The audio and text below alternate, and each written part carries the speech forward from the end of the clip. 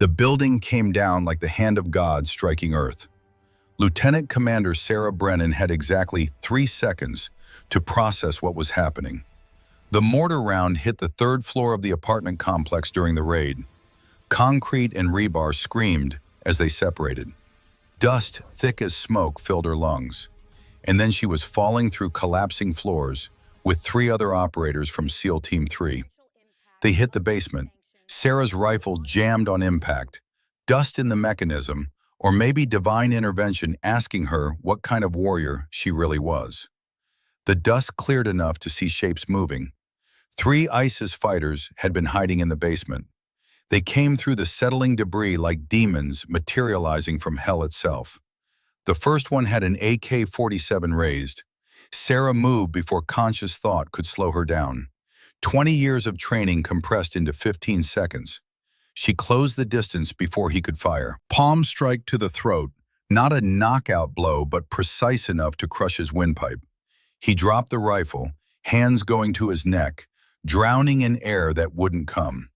The second fighter came from her left. She redirected his knife thrust with her right hand, felt the blade open her palm from thumb to pinky, and used his own momentum to drive the weapon into his chest. The third fighter was smarter. He'd circled behind her, got his arm around her throat in a blood choke that would have ended her in 8 seconds.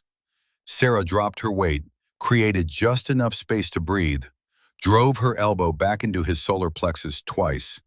His grip loosened. She spun inside his guard, locked his elbow, and applied pressure until something snapped. He screamed. She finished it with a knee to the face that sent him backward into the rubble. 15 seconds. 3 dead enemies, 1 bleeding hand, and a memory that would follow her into every quiet moment for the rest of her life. The other SEALs pulled themselves from the debris. One of them, a 26-year-old kid from Montana, stared at her with something between awe and fear. "Jesus Christ, ma'am, I didn't even see you move." Sarah wrapped her bleeding hand in gauze torn from her kit. The scar tissue would be thick and visible, a reminder that being 5'3" and 120 pounds meant nothing when training met necessity. "Radio for extraction," she said.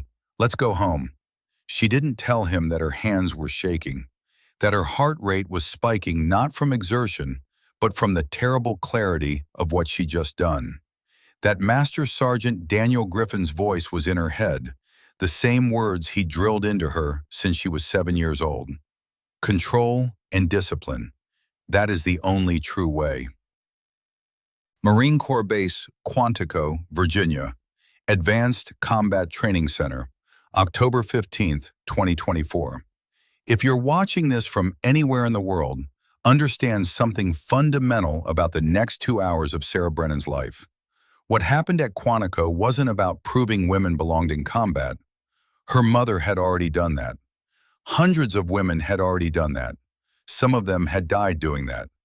What happened at Quantico was about what happens when assumption meets reality, when bias meets capability, when 8 men who had never lost a fight encountered someone who understood that fighting was never about size.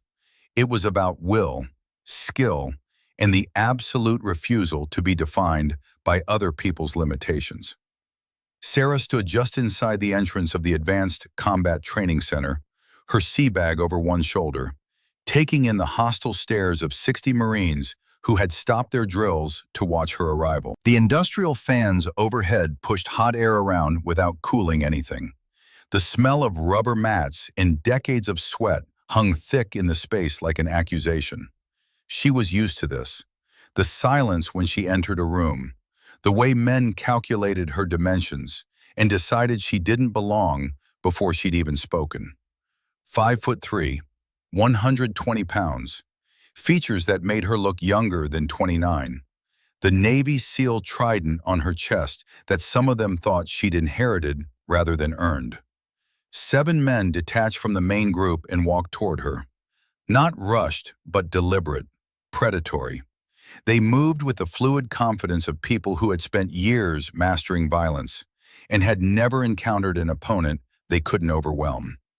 The man leading them was 6'2", 210 pounds of muscle, and barely contained aggression. His head was shaved to stubble. His jaw looked like it had been carved from granite. The name tape on his uniform read, Holbrook, Gunnery Sergeant Marcus Holbrook. Sarah had read his file. 32 wins, 0 losses in official combat sports competitions. 3 tours in Afghanistan. A fiancé who had died 2 years ago in a training accident. Captain Diana Ashford, F-18 pilot, mechanical failure at 30,000 feet. A man carrying grief and looking for someone to blame. Challenge me, 1 round. Holbrook's voice cut through the gym like a blade. Just 1 round and we'll see if that trident pin is real or just decoration for a dead woman's daughter. The 8 Marines behind him grinned, all of them wrong about what was about to happen, all of them certain they were right. Sarah set her sea bag down carefully, slowly. The movement drew every eye in the room. When she spoke, her voice was quiet, conversational, but it carried clearly across the sudden silence. Gunnery Sergeant, I'm going to give you a chance to walk back that comment about my mother. Holbrook smiled. It wasn't a pleasant smile. Your mother was Master Chief Catherine Brennan, first female SEAL killed in action. Operation Resolute Strike, Syria, 2020. Very tragic, very heroic. The whole military cried about it for weeks.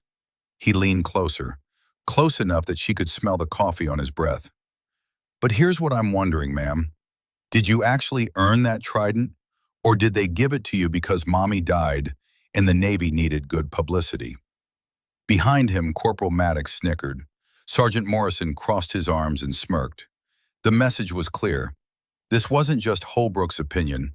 This was consensus. A figure appeared from the back office. Master Gunnery Sergeant Raymond Thatcher, 61 years old, built like a fire hydrant with 33 years of service and cauliflower ears that told their own story. His weathered face was tight with concern. That's enough, Gunny. Stand down immediately. Holbrook ignored him completely, keeping his eyes locked on Sarah. I'm just asking questions, Master Guns. The lieutenant can answer them, unless she can't. Thatcher stepped forward, his voice hardening. I said stand down. That's a direct... It's fine, Master Gunnery Sergeant. Sarah's voice was quiet, but it cut through the tension like a blade through silk. Every Marine in the gym turned to stare at her. Let him talk. Holbrook's smile widened. See, she wants to have this conversation. Don't you, ma'am? Sarah met his eyes directly, held his gaze without flinching, without backing down, without giving him the fear reaction he was looking for. She'd seen this before. Men who needed to dominate, who needed to diminish others to feel strong themselves. Her mother had faced men like this, had outlasted them, had died protecting people just like them because that's what the uniform demanded. What I want, Gunnery Sergeant, is to understand something. Her voice remained conversational, almost pleasant. You've been running this program for 3 years. Your Marines have won 17 inter-service competitions. Your personal hand-to-hand record is 32 wins, 0 losses. You're considered one of the best combat instructors on the East Coast. Holbrook's chest expanded slightly, ego responding to recognition. You did your homework. I always do. Sarah took 1 step toward him, just 1. But something in that single step made 2 of his Marines shift their weight backward involuntarily. So here's my question.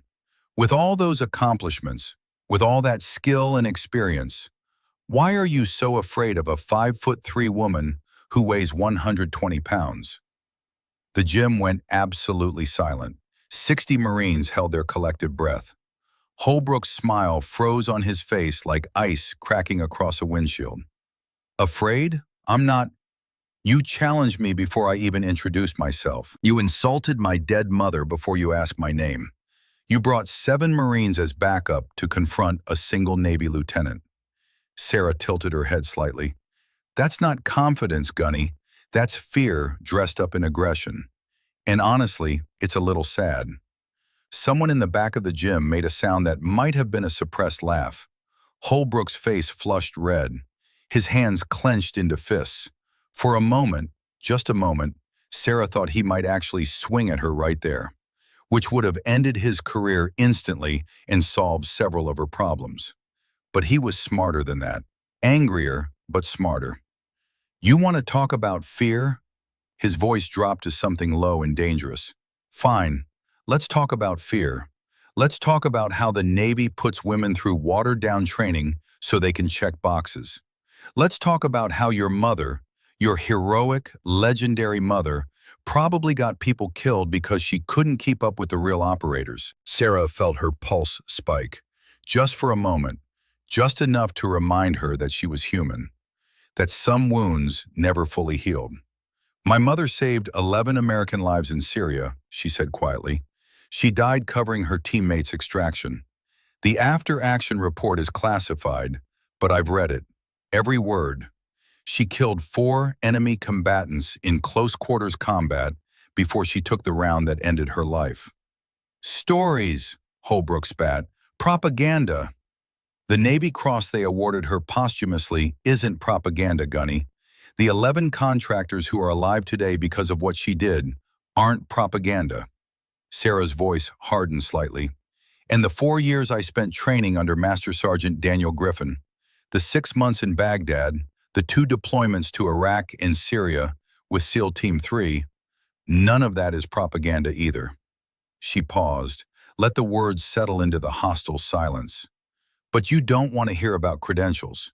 You want to see proof.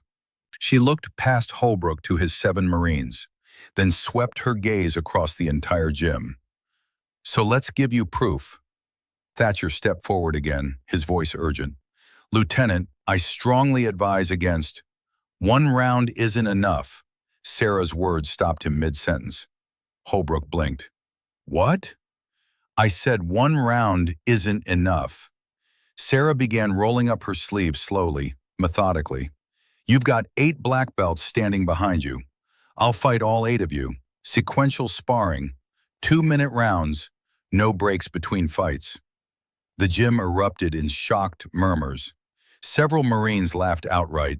Not cruel laughter anymore, but the kind of disbelieving sound people make when they witness something insane. You're serious? Holbrook's voice had lost some of its aggression, replaced by genuine confusion. Completely serious. Sarah finished rolling her sleeves and looked directly into his eyes. Unless you're afraid. The word hung in the air like a grenade with a pin pulled. Holbrook's jaw tightened. His Marines shifted behind him, exchanging glances that ranged from eager to uncertain. You understand what you're asking for, Holbrook said slowly. Full contact, no protective gear, real strikes, real submissions. My guys aren't going to go easy on you because you're a woman or an officer. I'm counting on that. You could get seriously hurt, broken bones, concussion, worse. Sarah smiled. It wasn't a warm smile. It was the smile of someone who had killed 3 men with her bare hands in a collapsed building in Mosul, and walked away with nothing but a scar across her palm. Gunnery Sergeant, I've been hurt by people who were actually trying to kill me. Your training exercise doesn't scare me. She paused. What scares me is the thought of serving alongside Marines who don't trust me because of assumptions they've never bothered to test. She turned to address the entire gym, raising her voice so everyone could hear. Some of you think I don't belong here. Some of you think my mother's sacrifice is the only reason I wear this uniform. Some of you think women can't fight, can't lead, can't do what needs to be done when the bullets start flying. She made eye contact with as many Marines as she could. Let them see that she wasn't backing down, wasn't intimidated, wasn't anything except absolutely certain about what came next. I'm going to show you how wrong you are. And when I'm done, we're going to start training together like professionals, because that's what we are. That's what this uniform demands. The silence that followed was different from before. Less hostile, more curious, more uncertain. Thatcher cleared his throat, his voice carrying the weight of command. If we're doing this, we're doing it properly. Referee, medical on standby, Official rules of engagement. Agreed, Sarah said. Holbrook nodded slowly, his expression unreadable. Tomorrow morning, 1000 hours, right here. I'll be ready. Holbrook turned and walked away, his Marines following. But Sarah noticed something in his gait that hadn't been there before. A slight hesitation, a barely perceptible uncertainty. Good. Doubt was the first crack in any armor. After most of the Marines had filtered out, Thatcher approached Sarah with an expression that mixed concern with something that might have been respect. "Lieutenant, can I speak freely?" "Of course, Master Gunnery Sergeant. What you just did was either the bravest thing I've seen in 33 years of service, or the dumbest." He paused. "I haven't decided which yet." Sarah allowed herself a small, genuine smile. "Ask me again tomorrow, after the fights." "Those men are killers, ma'am. Trained killers. Holbrook especially. He's got demons I don't think even he understands. Something broke him a couple years back, and he's been taking it out on everyone around him ever since." "I know about Captain Ashford." Thatcher's eyebrows rose. "You know about Diana?" "I know she was an F-18 pilot. I know she was his fiancée. I know she died in a training accident 2 years ago. And I know Holbrook blames women in combat roles for her death, even though the accident had nothing to do with gender." "How do you know all that?" "Because I do my homework, Master Gunnery Sergeant. Always." Sarah picked up her sea bag. "Holbrook isn't my enemy. His grief is. And you can't fight grief with fists. But you can show someone that the story they've been telling themselves isn't true." She started walking toward the exit, then stopped and looked back. "One more thing, Master Guns. Thank you for trying to stop it, for trying to protect me." Thatcher shook his head. "You didn't need protecting." "No," Sarah agreed, "but I didn't come here to be protected. I came here to teach. And sometimes the most important lessons are the ones that hurt." Sarah's quarters on base were sparse. A bed, a desk, a small bathroom. Military efficiency. She'd lived in worse places. Tents in the Iraqi desert, plywood buildings in Syria, the back of a Humvee during a sandstorm that lasted 3 days. She set her sea bag on the bed and carefully removed the 2 items she carried with her on every assignment. The first was a framed photograph of her mother in dress whites. The Navy SEAL trident gleamed on Master Chief Catherine Brennan's chest. She'd been 34 in that photo, taken 3 months before her final deployment. She was smiling, not the formal smile of official military portraits, but the real smile she'd reserved for family. Red hair pulled back in regulation style, green eyes that saw through bullshit like armor-piercing rounds through paper. The second item was older, more worn. A photograph of Master Sergeant Daniel Griffin in his prime, demonstrating a kata to a group of students at Marine Corps Base, Hawaii. Sarah could just barely make out her own 7-year-old self in the corner of the frame, watching with the intense concentration that would define her entire life. 2 people, 2 teachers, both of them responsible for who she'd become. Griffin had been her mother's instructor first, back when Catherine was a young Marine trying to prove herself in a world that didn't want her. He'd been the one to see past her gender and size to the warrior underneath. When Catherine had a daughter, Griffin became Sarah's sensei without hesitation. Over 20 years of training, from age 7 to her first SEAL deployment. 10,000 repetitions of each technique. 10,000 hours of conditioning her body and mind to react without conscious thought. When the moment comes, he'd always said, you won't have time to think. Your body will know what to do, or it won't. Training is how you make sure it knows. Her body had known in Mosul. 15 seconds of violence that proved everything Griffin had taught her was real. Sarah traced the diagonal scar across her right palm. Mosul. The memory was as fresh as the wound had been 2 years ago. The feeling of steel opening her flesh. The warm rush of blood. The absolute clarity that came when death was 3 feet away and closing fast. She'd killed those 3 men without hesitation. without mercy, without anything except the cold, practical necessity of survival. Some nights she dreamed about them, wondered if they'd had families, wives, children, mothers who would weep when they learned their sons weren't coming home. Other nights she didn't dream at all, and that was somehow worse.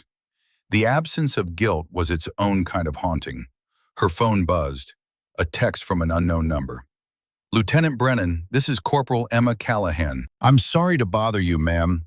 I heard what happened today, what you said to Gunnery Sergeant Holbrook, what you agreed to do tomorrow." Sarah waited.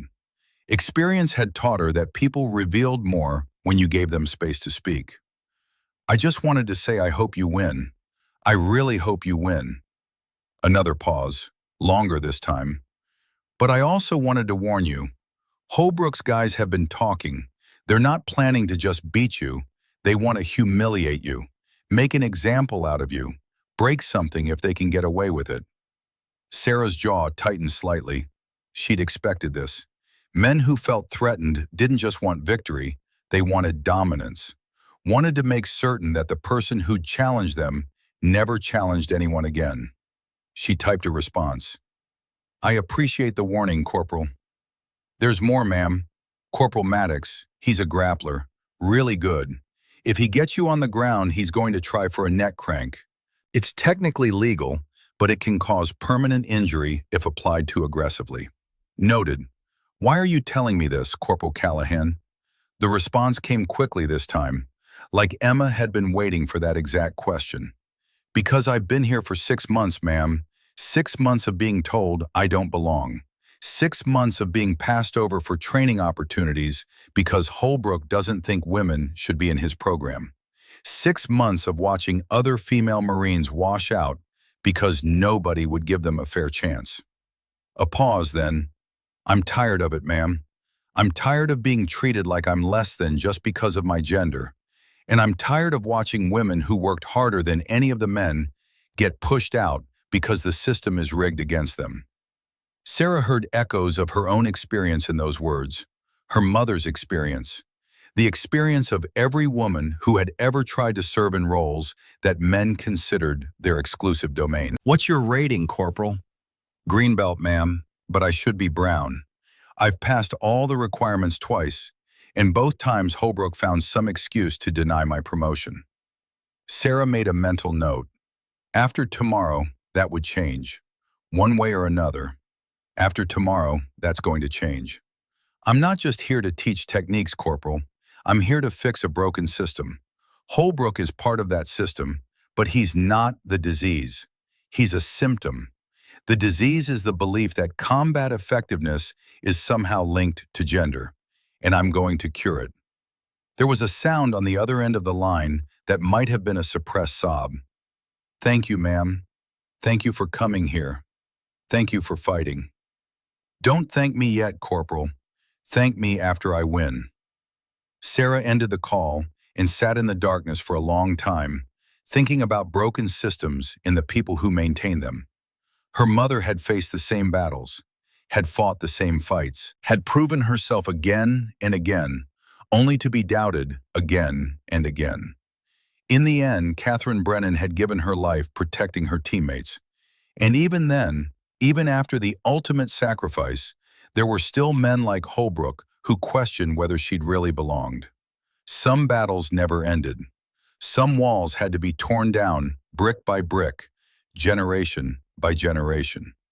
Sarah reached into her sea bag and pulled out the small wooden box she kept buried under her uniforms. Inside was something she'd found in her mother's personal effects after the funeral. A note, handwritten on Navy stationery, sealed in plastic to protect it from the elements. "Sarah, if you're reading this, I'm gone. Don't waste time grieving. I did what I loved, and I did it well. What matters now is what you do next. Trust Thatcher. He knows about Valkyrie. Locker 247. The evidence is there. Finish what I started. Make them remember us, all of us. Mom." Sarah had read that note 100 times, had memorized every loop and curve of her mother's handwriting.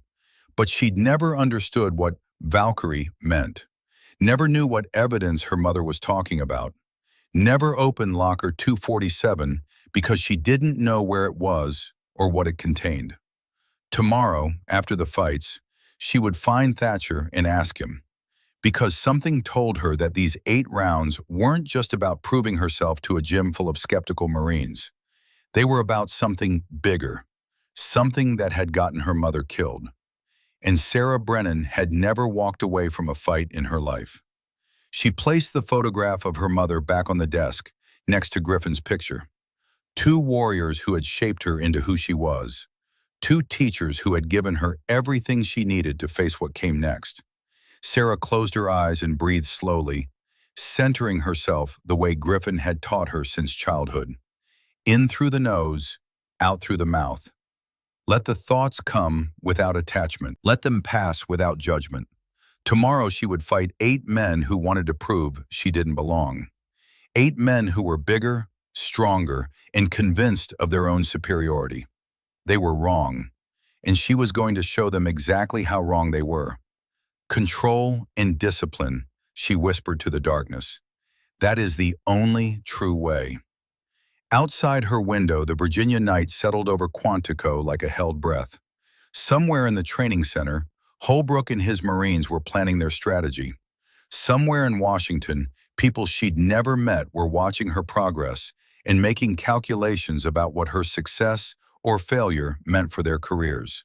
And somewhere in the cold ground of Arlington National Cemetery, Catherine Brennan rested under white marble, waiting for her daughter to finish the fight she'd started. Sarah opened her eyes, set her jaw, made a promise to herself and to her mother's memory. Tomorrow, the world would learn what happened when assumption met reality. Tomorrow, 8 Marines would discover that size and strength meant nothing against skill and will. Tomorrow, Sarah Brennan would prove what her mother had died believing, that excellence had no gender, no size, no limitation except the ones people impose on themselves. And God help anyone who stood in her way. The morning of the fight dawned gray and overcast. Sarah awoke at 0500, 2 hours before the scheduled confrontation. She went through her morning routine methodically, stretching, breathing exercises, a light breakfast of oatmeal and fruit. No protein too heavy, no coffee, too much stimulant, just clean fuel for the engine she was about to push to its limits. At 700, she changed into her training uniform. White fabric worn soft from years of use, but immaculately clean. Her 4th-degree black belt, faded and frayed at the edges from a decade of training, wrapped around her waist with the precision that Master Sergeant Griffin had drilled into her since childhood. She looked at herself in the small mirror above her sink, the same features that made people underestimate her. A scar across her right palm that marked the worst and best 15 seconds of her life. She thought about her mother standing in front of a similar mirror 25 years ago, preparing for her own battles. The same doubt, the same determination, the same absolute certainty that what she was about to do mattered more than the risks involved. At 0745, Sarah walked across base toward the Advanced Combat Training Center. Word had spread, of course. The path was lined with Marines heading the same direction, some curious, some hostile, some just looking for entertainment. Sarah ignored all of them, focusing on her breathing, on the calm center of stillness that Griffin had taught her to cultivate. The training center was packed when she arrived. Over 150 Marines had crammed into the space, standing along the walls, sitting on equipment, filling every available inch of floor that wasn't part of the main mat area. Holbrook and his 7 Marines were already there, warming up with aggressive pad work. The sound of their strikes echoed off the concrete walls, sharp, powerful, intimidating. Each punch and kick landed with the crack of bone against leather, a demonstration of strength designed to remind everyone watching what Sarah was walking into. Master Gunnery Sergeant Thatcher met her at the entrance, his face grave. "Last chance to back out, Lieutenant. Nobody would blame you." "I would blame me, Master Gunnery Sergeant." He nodded slowly. "Then God help you, and God help them." Sarah walked to her corner of the mat, and began her own warm-up. No pad work, no aggressive displays, just slow, controlled stretches and breathing exercises. The same routine she'd done 10,000 times before. The crowd murmured. Some laughed. They saw a small woman doing gentle stretches while 8 killers prepared to destroy her. They didn't understand. They couldn't understand. Those gentle stretches were loading a weapon they'd never seen before. At exactly 1,000 hours, a Marine major named Collins stepped onto the center of the mat. He'd been brought in specifically to ensure fairness. A neutral referee with no connection to either Holbrook's unit or Sarah's command. "Listen up," his voice cut through the noise like a blade. "We're here to conduct an official combatives assessment. 8 sequential rounds, 2 minutes each. Full contact. Fight ends on tap-out, referee stoppage, or clear dominant position held for 5 seconds. Medical is standing by." He looked at Holbrook, then at Sarah. "Any questions?" Neither spoke. "Then let's begin. First fighter, step onto the mat." Holbrook stepped forward. Of course he would go first. He wanted to end this quickly, personally, decisively. Wanted to break her himself so his Marines could see that their leader was still dominant, still in control, still the alpha male who couldn't be challenged. Sarah stepped forward to meet him. They stood facing each other at the center of the mat. Holbrook towered over her by nearly a foot, outweighed her by 90 pounds. His hands were the size of dinner plates. His reach advantage was almost comical. "Last chance to apologize and walk away," he said quietly, low enough that only she could hear. "I'll tell everyone you came to your senses. No shame." Sarah looked up at him, into the eyes of a man carrying 2 years of grief and rage, looking for someone to blame, someone to hurt. "Your fiancé would be ashamed of who you've become," she said, just as quietly. "Diana deserved better than this." Holbrook's face went white, then red. His whole body tensed like a coiled spring about to release all its stored energy at once. The referee raised his hand. "Fight." Holbrook exploded forward. He threw an overhand right with every ounce of his 210 pounds behind it. A knockout punch that had ended dozens of fights, that had never failed to connect when he wanted it to. It missed Sarah's face by half an inch. She was already moving, already inside his guard, already past the reach of his power. Her palm heel struck his solar plexus with precision that came from 20 years of training. Not hard enough to injure, just hard enough to interrupt his breathing pattern, to shock his nervous system, to make him realize that everything he thought he knew was wrong. Holbrook staggered backward, his eyes wide with something that might have been fear. He'd never been hit like that. Never by someone he outweighed by nearly double. The crowd went silent, the jeers and laughter dying in their throats.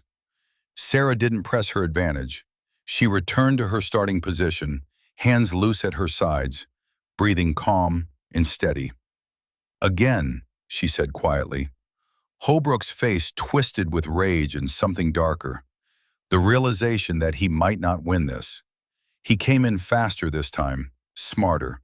Jab, cross, low kick. Trying to use his reach and speed to overwhelm her. Trying to hurt her before she could hurt him again. Sarah read every strike like he was moving in slow motion. She'd seen this pattern 1,000 times, 10,000 times. Holbrook was strong, was fast, was skilled. But he was also predictable. Angry fighters always were. Grief made men reckless. She blocked the jab, slipped the cross, checked the kick with her shin, and in the fraction of a second when his weight was committed and his balance was compromised, she stepped in with a spinning back fist that caught him flush on the jaw. His head snapped sideways. His knees buckled slightly. The crowd gasped, a collective intake of breath that sounded like wind through a canyon. Holbrook caught himself before he fell, but the damage was done. Everyone had seen it. Everyone knew that this small woman had just rocked one of the best fighters on the East Coast. The rest of the round became a clinic in precision over power. Sarah controlled distance with footwork that looked like dancing. She picked apart his defense with strikes to nerve clusters and pressure points that left him wincing and uncertain. She never overcommitted, never gave him an opening, never let her emotions override her training. When the 2-minute buzzer sounded, Holbrook was breathing hard, favoring his left side where she'd landed 3 body shots to the same spot on his floating ribs. His face was a mask of confusion and barely controlled panic. He walked off the mat without a word, without making eye contact with anyone. Sarah stood perfectly still, barely winded, watching the next fighter step forward.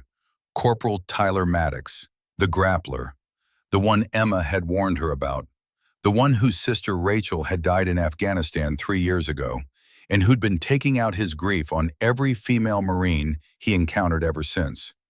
"Round 2, the referee announced. "Fight." Maddox shot for her legs immediately, going for a double-leg takedown that would put her on her back, where his weight and ground skills would be overwhelming. No feeling-out process, no testing, just straight to the technique that had won him 17 consecutive matches.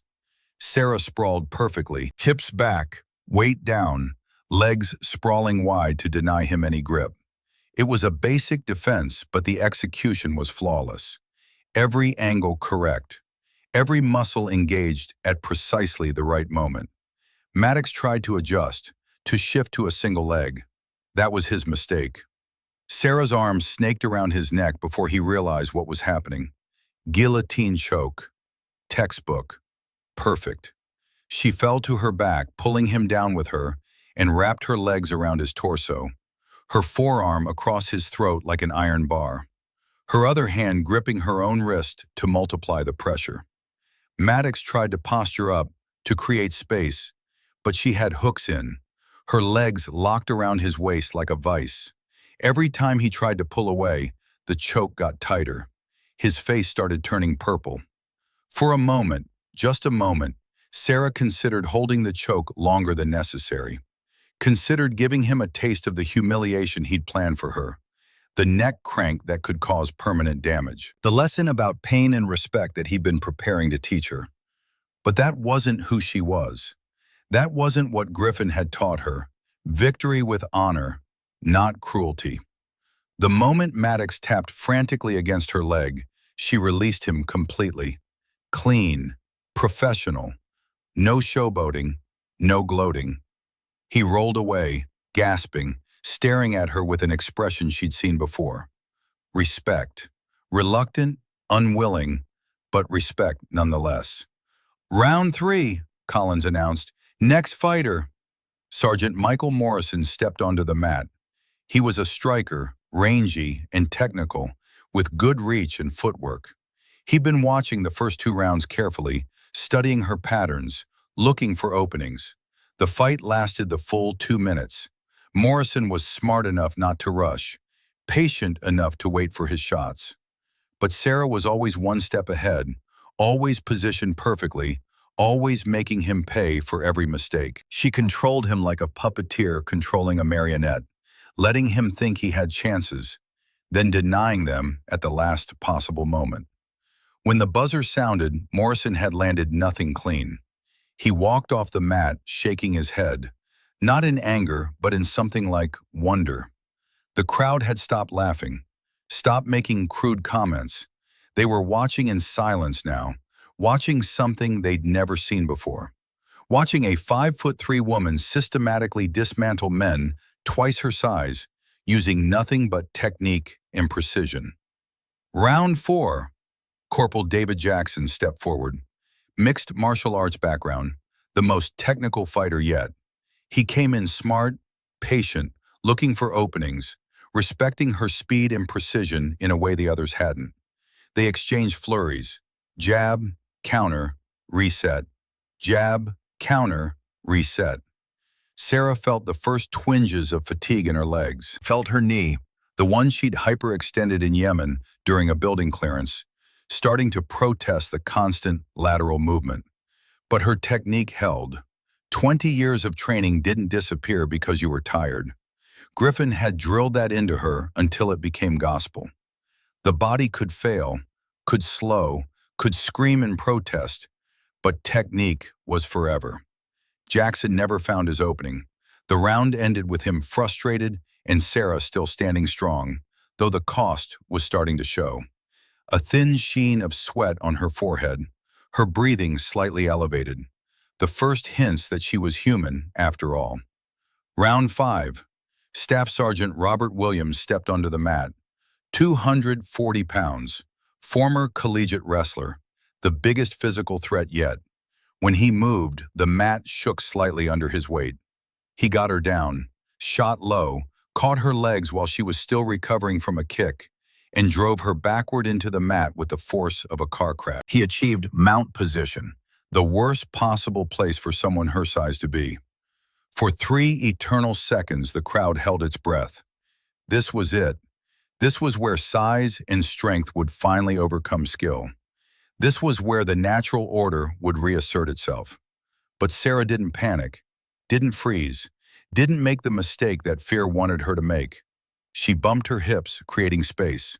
She shrimped to the side, making him post his hand to maintain balance.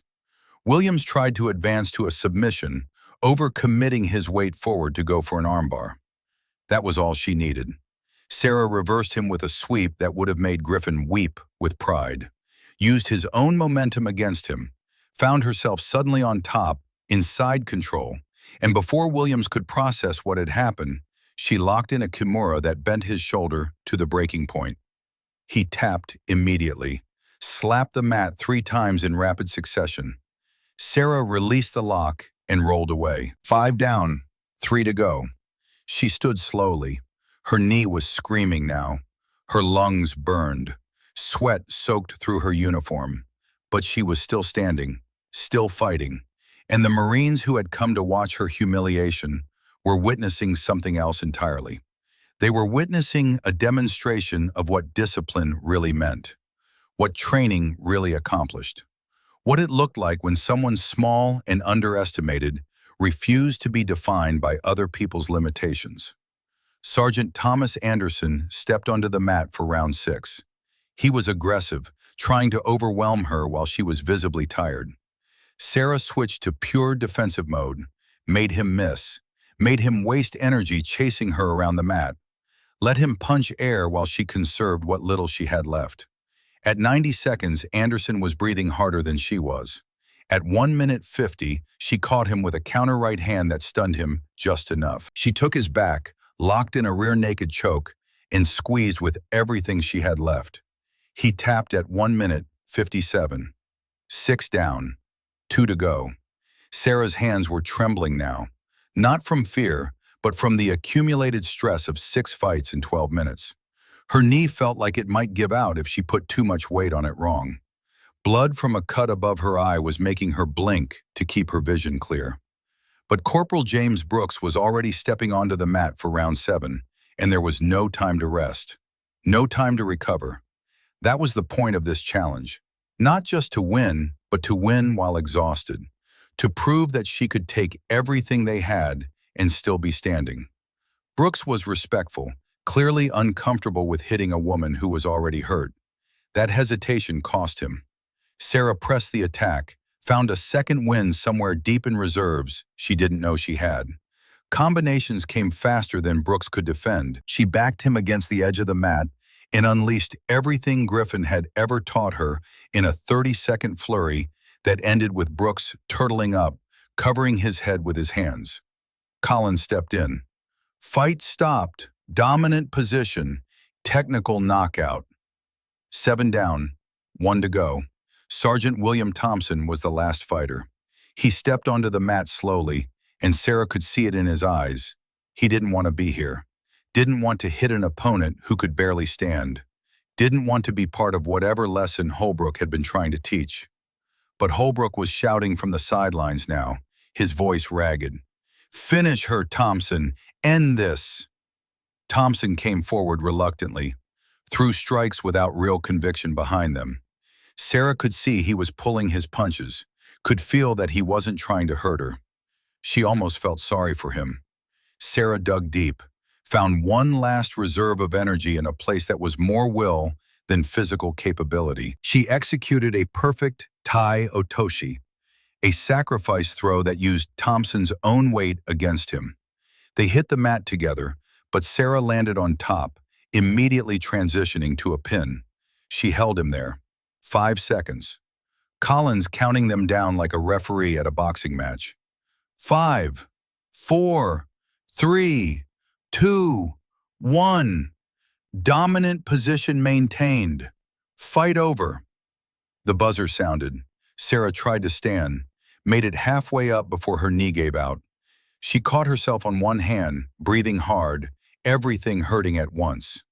Medical rushed forward, checked her vitals, examined her knee, her ribs, the cut above her eye. Minor injuries, bruising, swelling, nothing broken, nothing permanent.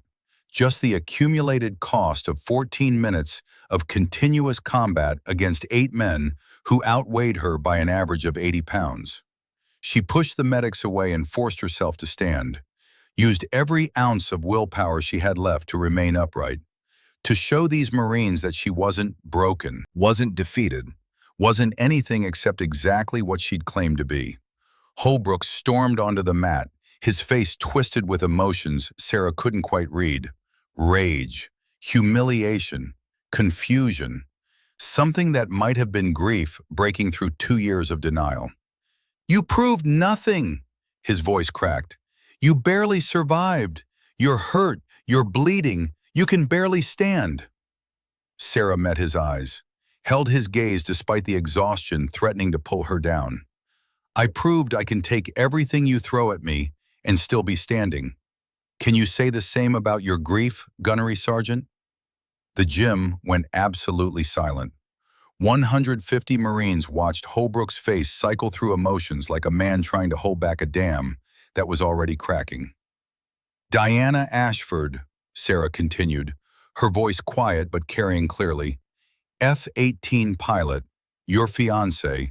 She died in a training accident 2 years ago, 3 weeks before your wedding. Hydraulic failure at 30,000 feet." Holbrook's eyes widened. "How do you—" "I know she was the love of your life. I know you visit her grave every Sunday morning. I know the official report cited mechanical failure. And I know you've convinced yourself that wasn't the real reason." Sarah took one step toward him, ignoring the pain in her knee. "You told yourself she died because standards were lowered, because women were pushed through training too fast, because the military cared more about diversity than competence." "Stop!" Holbrook's voice was barely a whisper. "None of that is true.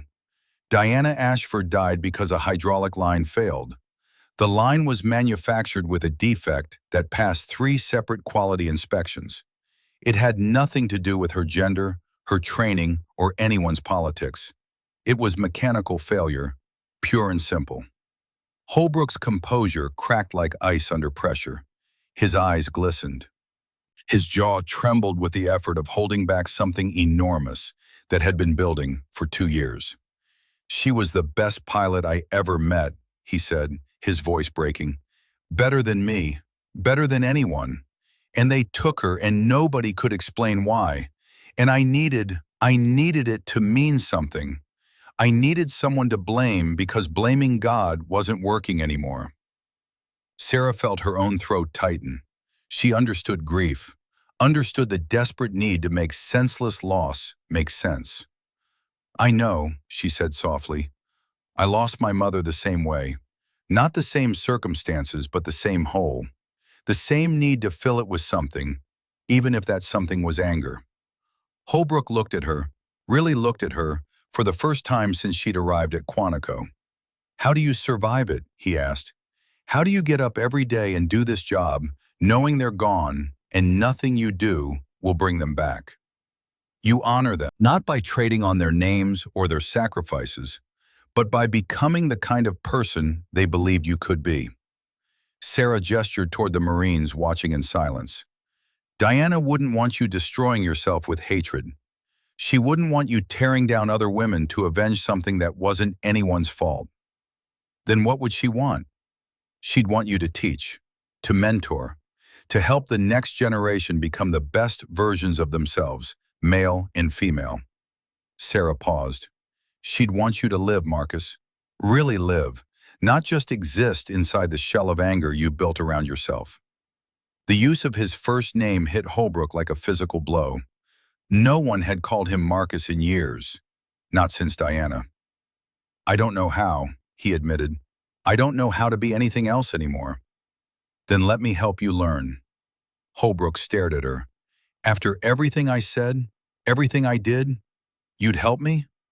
Fighting you wasn't about proving I belonged. It was about proving that competence transcends gender, size, background, all the things people use to limit each other. Sarah extended her hand. "I didn't come here to make enemies, Gunnery Sergeant. I came here to make Marines better. All Marines, including you." Holbrook looked at her hand like it might be a trap, like accepting it might mean admitting things he wasn't ready to admit. Then slowly, he reached out and took it. "I don't deserve this," he said quietly. "Probably not, but that's not the point." Sarah shook his hand firmly. "The point is what you do next. The point is whether today is the end of something or the beginning." Thatcher stepped forward, his voice carrying the weight of 33 years of service. "Lieutenant Brennan," he said, and there was something in his tone that made everyone stand a little straighter. "What you just did here, the fighting and everything after, that's going to be talked about on this base for years, decades maybe." He paused, choosing his words carefully. "I've seen a lot of officers in my time, good ones, bad ones, everything in between. What I haven't seen very often is someone who could beat 8 opponents in a row and then extend grace to the man who tried to humiliate her." Sarah felt heat rise to her cheeks. "I did what needed to be done, Master Gunnery Sergeant, nothing more." "That's exactly what makes it impressive." Thatcher turned to address the assembled Marines. "What you witnessed today wasn't just a physical demonstration. It was a lesson in what real leadership looks like. Lieutenant Brennan had every right to demand disciplinary action against Gunnery Sergeant Holbrook, every right to destroy his career. Instead, she chose to teach him, to help him understand." He swept his gaze across the crowd. "That's the standard I expect from every person in this program going forward.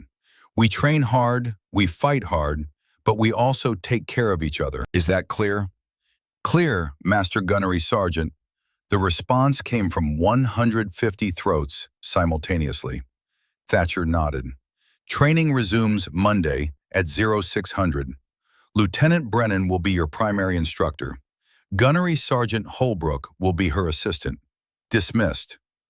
The Marines began filing out slowly, buzzing with conversation. Several approached Sarah to shake her hand or offer congratulations. She accepted each greeting with a nod and a word of thanks, neither encouraging nor discouraging the attention. When most of the gym had emptied, a young female Marine approached hesitantly, Corporal Emma Callahan, the one who'd warned Sarah about Maddox's neck crank, the one who'd been denied her brown belt twice. "Ma'am, can I talk to you for a second?" "Of course, Corporal." Emma glanced around to make sure no one was listening. "What you did today, I've never seen anything like it. I didn't know it was possible. I didn't know someone like me could—" She trailed off, struggling to find words. "Could what?" "Could win against all of that." She gestured vaguely at the mat, at the space where 8 Marines had fallen. "I've been fighting my whole life, fighting to be taken seriously, fighting to earn what men get handed to them. And most of the time I lose. Not the physical fights, the other kind. The kind where they make you feel like you don't belong, no matter what you do." Sarah felt something twist in her chest. How many times had she felt exactly the same thing? How many times had her mother described the same exhaustion? "Corporal, I'm going to tell you something my mother told me before her last deployment." Sarah waited until Emma met her eyes. "She said that being a woman in combat isn't about proving anything to anyone. It's not about being as good as men or better than men or anything to do with men at all. It's about being the best version of yourself. Period. But how do you keep going when nobody believes in you? You find people who do. You build a network. You support each other." Sarah paused. And you remember that the people doubting you have usually never done what you're trying to do. Their opinions are based on fear, not facts. Emma nodded slowly, absorbing the words. Then her expression shifted to something more vulnerable. Ma'am, there's something else. Something I should have told you last night. What is it? Gunnery Sergeant Holbrook isn't the only one with grief issues in this unit. Emma's voice dropped. Corporal Maddox, the one who tried the choke. His sister Rachel was a Marine. Female engagement team in Afghanistan. She got killed by an IED 3 years ago. He's been angry ever since. Angry at women for being in combat. Angry at himself for not being there. Angry at everything. Sarah looked across the nearly empty gym to where Maddox sat alone on a bench, rubbing his throat where her guillotine choke had compressed his airway. He looked lost, defeated in a way that went deeper than physical exhaustion. Thank you for telling me, Corporal. Just don't give up on them, ma'am. Even when they're at their worst, most of them don't know how to be better. Nobody ever showed them. Emma walked away, leaving Sarah alone with her thoughts. She'd come here expecting one kind of battle, the kind fought with fists and technique. What she'd found instead was something far more complex. A unit full of damaged people using aggression to mask pain. A system that had failed them long before she arrived. This wasn't going to be fixed with one demonstration, no matter how dramatic. This was going to take time. Sarah walked toward Maddox slowly, giving him plenty of warning that she was approaching. He looked up when she was about 10 feet away, his expression weary. Come to gloat, ma'am? No. Sarah stopped a few feet in front of him. I came to ask about your sister. Maddox went very still. What do you know about my sister? Only what I've been told. Female engagement team. Afghanistan. Killed in action. Sarah kept her voice gentle, but direct. I'm sorry for your loss. Don't. Maddox's jaw tightened. Don't pretend you understand. I'm not pretending. My mother died in combat. Different circumstances, but the same result. Same hole in my chest that never quite closes. Something flickered in Maddox's eyes. Surprise, maybe, or recognition. Everyone talks about my sister like she was some kind of symbol, he said quietly. First woman from our hometown to die in Afghanistan. They named a street after her, built a memorial. Politicians came to the funeral and gave speeches about sacrifice and honor. His voice turned bitter. But none of them knew her. None of them knew that she was afraid of spiders, but not Taliban fighters. That she sang country songs off-key when she was happy. That she called me every Sunday night, no matter where she was deployed, just to make sure I was okay. Sarah sat down on the bench next to him. Not close enough to crowd him, but close enough to show she wasn't leaving. What was her name? Rachel. Rachel Elizabeth Maddox. He said the name like a prayer. She was 2 years older than me, always protecting me even when I didn't want protection. When I enlisted, she was furious, told me the Marines would chew me up and spit me out, told me I wasn't tough enough. Were you? A ghost of a smile crossed his face. No, she was right. She was always right. But she helped me get tough. Called me every week of boot camp with advice, encouragement, sometimes just stories to make me laugh. The smile faded. And then she was gone. Just like that. One IED. 1 second. 23 years of life erased because she was in the wrong place at the wrong time. And you've been angry ever since. Angry? Maddox laughed, but there was no humor in it. I've been furious. At the Taliban for planting that bomb. At the Marine Corps for sending her into danger. At God for not protecting her. At women in combat for existing. Because every time I see one, I remember that Rachel isn't here anymore. He turned to look at Sarah directly. I know it doesn't make sense. I know Rachel would hate who I've become. She believed in women serving. She was proud of what she did.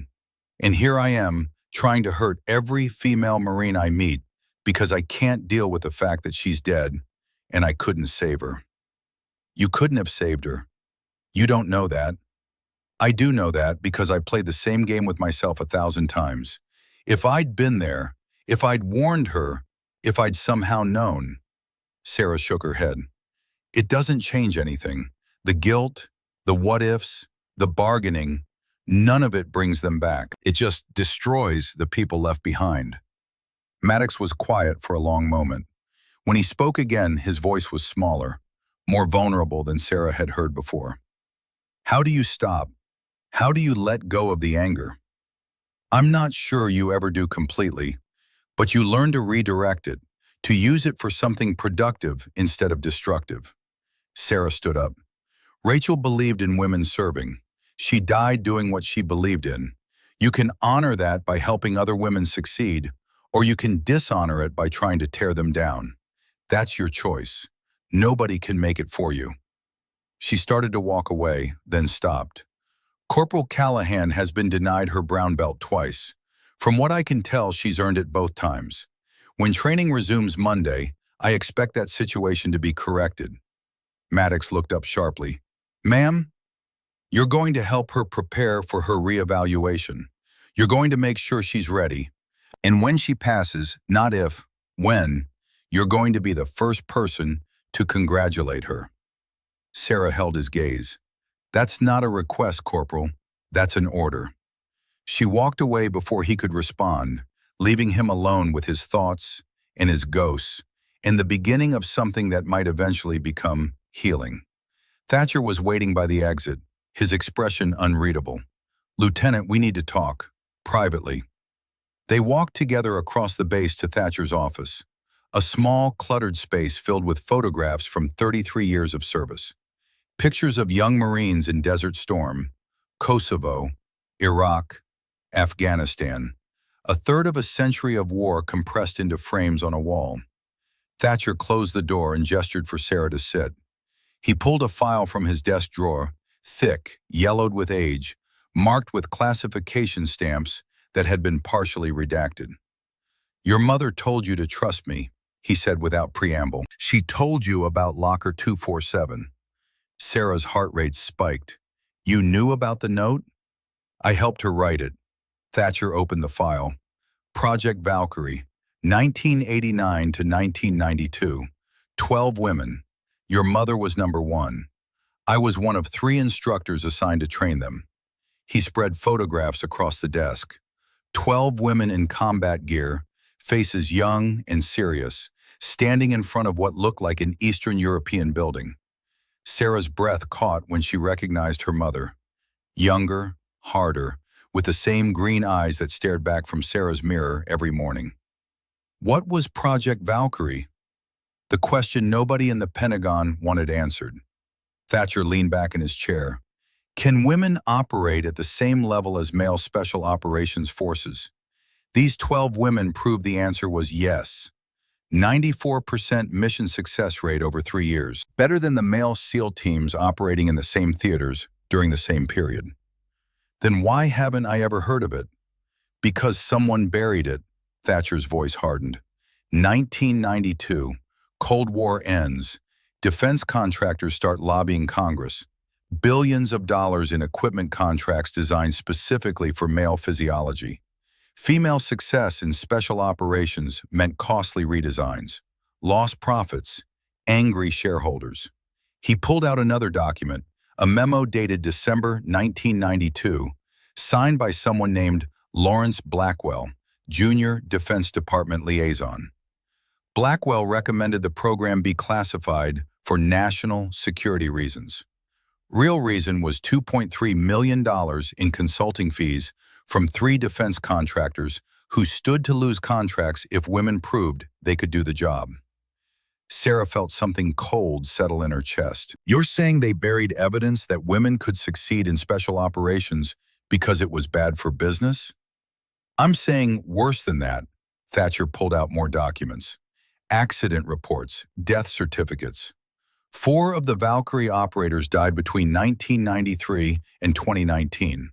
All ruled accidents, training mishaps, equipment failures, vehicle crashes. He met Sarah's eyes. Your mother was gathering evidence to prove those deaths weren't accidental. She had proof that Blackwell and others had been sabotaging female special operations candidates for 30 years. She was going to testify to Congress. Syria, Sarah whispered, the mission that killed her. The intelligence was wrong, deliberately wrong. Your mother's team was sent into an ambush that should never have happened. Someone leaked the mission details to hostile forces. Thatcher's hands clenched into fists. Catherine knew she was being set up. She deployed anyway because she couldn't let her teammates walk into that trap alone. Sarah's vision blurred. Everything she'd believed about her mother's death, random combat, heroic sacrifice, the fortunes of war, all of it was a lie. Her mother had been murdered for trying to expose the truth. Why are you telling me this now? Because Master Sergeant Cartwright arrived at your demonstration today. You saw him. Tall, 50s, looked like he'd rather be anywhere else? Sarah nodded. He's here on orders from Undersecretary Lawrence Blackwell, same man who buried Valkyrie 32 years ago. He's now number 3 in the Pentagon chain of command. Thatcher leaned forward. Blackwell knows you're here, knows you're succeeding where your mother did, and he's very interested in making sure you fail. Let him try. Sarah. Thatcher used her first name, something he'd never done before. These people killed your mother. They've killed others. They have billions of dollars in political power behind them. You can't just fight your way through this like you did today. Then what do I do? You finish what Catherine started. Build evidence they can't classify away. Make yourself so successful, so visible, that they can't touch you without exposing themselves. He handed her a key. Locker 247 is in the basement equipment room. Your mother left everything there. Files, recordings, proof of what Blackwell did. Sarah took the key, felt the weight of it, not just physical weight, but the burden of her mother's unfinished work. There's one more thing, Thatcher said. Your mother wasn't working alone. There's someone else, someone who was in Valkyrie with her, someone who's been gathering evidence for 30 years, waiting for the right moment to expose everything. Who? Admiral Margaret Winters, retired. She was number 2 in Valkyrie. She and your mother were going to testify together. Thatcher pulled out a phone number written on a piece of paper. She wants to meet you. Tomorrow morning, 0600, Arlington National Cemetery, your mother's grave. Sarah stared at the phone number. Tomorrow morning she was supposed to start training Holbrook's unit. Tomorrow morning she was supposed to begin the real work of changing the system from within. But some conversations couldn't wait. I'll be there, Thatcher nodded. Be careful, Sarah. These people play a different game than the one you won today. They don't fight fair. They don't fight clean. And they never, ever lose gracefully. Sarah stood, pocketing the key and the phone number. Her body ached from the fights. Her knee throbbed. The cut above her eye had stopped bleeding, but would leave a scar. None of that mattered. She'd come to Quantico expecting to teach combat techniques. What she'd found instead was a conspiracy that had killed her mother, and God knew how many other women who'd tried to prove they belonged. Tomorrow morning, at her mother's grave, Sarah would learn the full truth, would discover exactly what she was up against, would find out if she had the strength to finish what Catherine Brennan had started. But tonight, in the quiet of her quarters, Sarah opened the wooden box and read her mother's note one more time. Finish what I started. Make them remember us, all of us. I will, Mom, Sarah whispered to the darkness. I promise, whatever it takes, however long it takes, I'll finish it. Outside her window, the Virginia night settled over Quantico like a blanket. Somewhere in Washington, Lawrence Blackwell was reading reports about her demonstration, making calculations, preparing his next move. And somewhere in the cold ground of Arlington National Cemetery, Catherine Brennan waited for her daughter to continue the fight. Sarah closed her eyes. Tomorrow would bring new battles, new enemies, new challenges that couldn't be solved with fists and technique alone. But tonight, she had won. Tonight, 8 Marines had learned that assumptions were dangerous. Tonight, the system had cracked just a little bit more. And tomorrow, Sarah Brennan would make it crack a little bit further. Control and discipline. That was the only true way, and she was just getting started. The next morning, Sarah arrived at Arlington National Cemetery at 5:45, 15 minutes early. The morning air was cold, biting through her jacket as she walked the familiar path towards Section 60.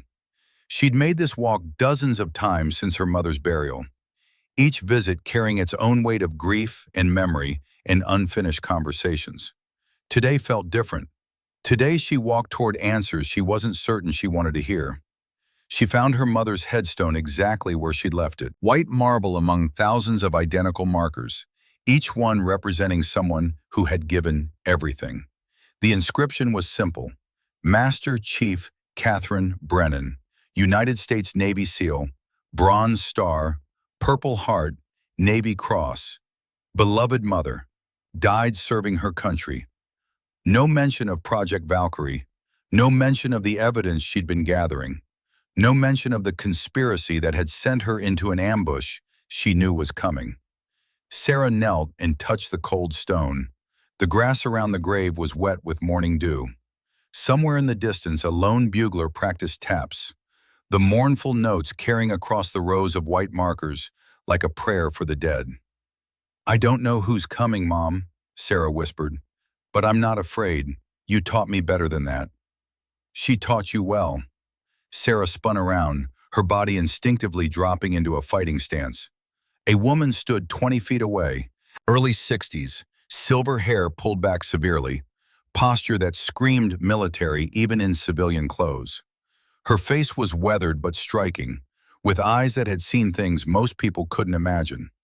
There was a cane in her right hand, but she held it like a weapon rather than a support. "Who are you?" "My name is Admiral Margaret Winters, retired." The woman walked closer, her movements deliberate and controlled despite the cane.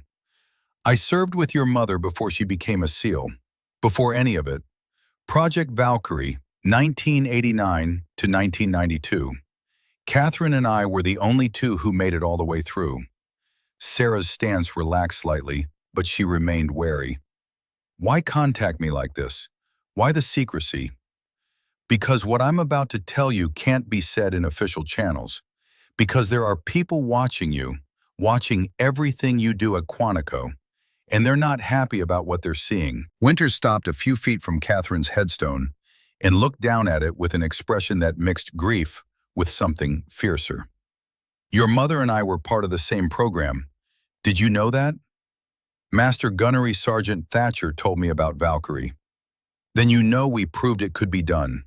12 women, 2 years of training, 3 years of operations in the Balkans and Eastern Europe, Serbian weapons caches, intelligence gathering, high-value target extractions."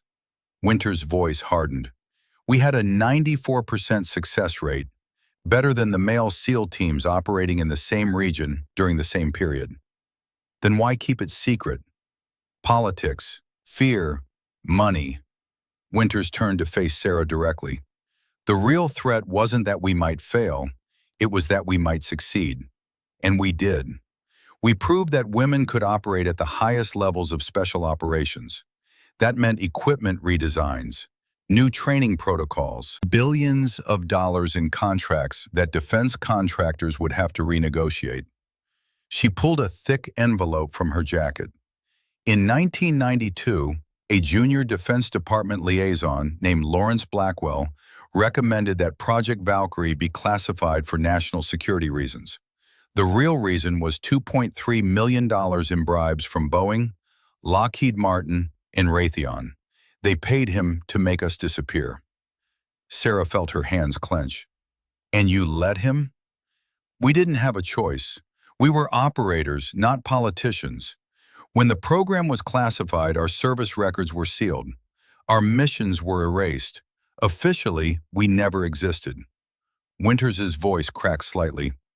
4 of us died trying to prove otherwise. Training accidents, equipment failures, car crashes that weren't accidents at all. My mother was gathering evidence, Your mother was building a case that would have sent Blackwell and 11 others to prison for conspiracy, fraud, and murder. Winters handed Sarah the envelope. She wasn't working alone. All 8 of us who survived, we were each gathering pieces of the puzzle. Catherine had the financial records. I had the mission reports. Others had witness testimony, equipment sabotage documentation, death certificates with altered autopsy reports. Sarah opened the envelope. Inside were documents that made her blood run cold. Bank transfers, email chains, recorded phone conversations. A systematic pattern of corruption spanning 3 decades. And at the center of it all, one name appearing again and again, Lawrence Blackwell. Syria wasn't random, Winters said quietly. Catherine knew the intelligence was wrong. She knew someone had leaked her team's route to hostile forces. She deployed anyway because she couldn't abandon her teammates. Why didn't she expose it before she left? Because she didn't have all the pieces yet. She was close, but not close enough to make it stick. Winter's eyes glistened. She sent each of us fragments of evidence before that deployment. Insurance. She knew she might not come back. Wanted to make sure the truth survived, even if she didn't. Sarah looked down at her mother's grave. Imagine Catherine suiting up for that final mission, knowing it was a trap, going anyway because that's what the uniform demanded. Courage didn't mean not being afraid. It meant doing what needed to be done despite the fear. What do you want from me? I want you to finish what Catherine started. You're already doing it, changing minds at Quantico, proving that competence matters more than gender. But that's not enough. Winters stepped closer, her voice urgent. Blackwell is now Undersecretary of Defense, 3rd in the Pentagon chain of command. He's been sabotaging female special operations candidates for 30 years. He sent Master Sergeant Cartwright to your demonstration yesterday to document your failure. I didn't fail. No, you didn't, and that terrifies him. Winters pulled out another document. This is Catherine's final mission report, the real one, not the sanitized version in the official record. She documented everything, the wrong intelligence, the suspicious timing, the fact that she was ordered to deploy despite red flags. She knew someone was setting her up. This proves it. Sarah took the document with trembling hands, her mother's handwriting, her mother's words, a final testimony written hours before she died. There's going to be a Senate hearing in 6 weeks, Winters said. Committee on Armed Services. They're reviewing gender integration policies across all military branches. Blackwell will testify. He'll present data showing that women in combat roles decrease unit effectiveness. He'll recommend rolling back integration policies. Can he do that? He can if nobody challenges him, if nobody presents evidence that contradicts his narrative. Winters met Sarah's eyes. I'm dying, Sarah. Stage 4 cancer. 6 months, maybe less. I can't fight this battle anymore. But you can. You're young. You're visible. You just beat 8 Marines in sequential combat. The media is already calling you the next Catherine Brennan. I'm not my mother. No, you're better. Catherine proved women could fight. You're proving they can win. Winters put her hand on Sarah's shoulder. Testify at that hearing. Present this evidence. Expose what Blackwell did. Not just for Catherine, but for all of us. For every woman who tried and failed because the system was rigged against them. Sarah looked down at the documents in her hands, at her mother's final report, at 30 years of corruption compressed into paper and ink. This was bigger than 8 fights at Quantico, bigger than proving herself to skeptical Marines. This was about dismantling a system that had been killing women for decades to protect corporate profits. If I do this, Blackwell will come after me. He's already coming after you. The only question is whether you meet him on your terms or his. Winters squeezed her shoulder. Catherine believed you were ready for this. She wouldn't have left you those files if she didn't think you could finish what she started. Sarah knelt at her mother's grave one more time, traced the letters of her name carved into marble, thought about all the conversations they'd never have, all the wisdom Catherine would never share, All the moments stolen by men who valued money more than lives. "I'll do it," Sarah said. "I'll testify. I'll expose everything. Whatever it takes." "Good." Winter stepped back. "Master Gunnery Sergeant Thatcher has the rest of the files. Locker 247. Everything Catherine gathered is there. Use it wisely. Build your case carefully. And watch your back. These people have killed before." "How do I contact you if I need help?" "You don't. After today, I'm disappearing. Going underground until the hearing." Winters smiled sadly. "But I've arranged for allies to find you when you need them. People who worked with Catherine. People who believe in what she was trying to do. They'll reach out when the time is right." She turned and walked away, disappearing among the rows of white headstones before Sarah could think of anything else to say. Sarah stood alone beside her mother's grave, holding an envelope full of secrets and a burden heavier than anything she'd ever carried. The morning sun was rising now, casting long shadows across Arlington's perfect rows. Thousands of warriors sleeping in the earth, their battles finished, their sacrifices remembered. Her mother's battle wasn't finished, and Sarah Brennan was going to make damn sure it was remembered. The days after Arlington passed in a blur of activity. Sarah threw herself into training Holbrook's unit with an intensity that surprised even her. Every morning at 600, 60 Marines assembled to learn techniques that had nothing to do with size or strength, and everything to do with precision and control. Holbrook assisted without complaint. His transformation was remarkable, from hostile adversary to committed ally in less than a week. He'd taken Sarah's words to heart, had visited Diana's grave, and finally, truly mourned instead of using grief as a weapon against others. Maddox worked with Emma Callahan every afternoon, preparing her for the Brown Belt evaluation that Master Sergeant Cartwright had rescheduled. The same Cartwright who'd arrived to document Sarah's failure and instead witnessed her triumph. The same man who now seemed uncertain about his orders from Washington. On the 5th day, Cartwright pulled Sarah aside after training. "Lieutenant, I need to talk to you privately." They walked to his office. He closed the door and stood there for a long moment, not speaking, just looking at her with an expression she couldn't quite read. "I was sent here by Undersecretary Blackwell," he said finally.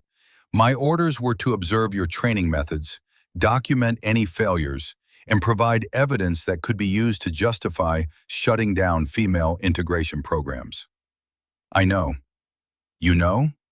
"I know a lot of things, Master Sergeant, including the fact that your daughter Anne failed out of Marine officer training 5 years ago, that she blamed you for sabotaging her, that she took her own life 6 months later."